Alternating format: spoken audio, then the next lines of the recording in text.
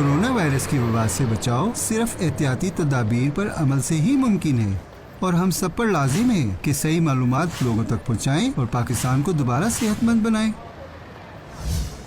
بھائی جان کب سے کانسی جا رہے ہو؟ ڈاکٹر کو چیک اپ کرایا ہے یا لائف ٹائم انشورنس کرائی ہوئی ہے یارا؟ ڈاکٹر کو نہ دکھاؤ یارا، بس کانسی جاؤ کانسی جاؤ کانسی جاؤ۔ لاکا جسٹ چل یارا، کانسی تو ہے، کون سا بم ہے یارا؟ دوائی کالی ہے، خود ہی ٹھیک ہو جائے گا مڑا۔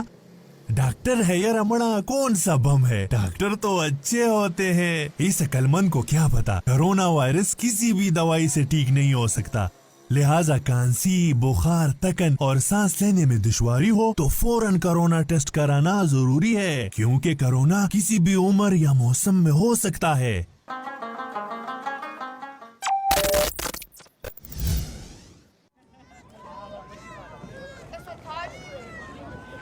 رکے، بچے کو ہاتھ نہ لگانا۔ بچوں، بوڑھوں اور مریضوں کو ہاتھ لگانے سے پہلے، بعد اور کھانا کھانے سے پہلے اپنے ہاتھوں کو کم از کم 20 سیکنڈ تک اچھی طرح دھوئیں۔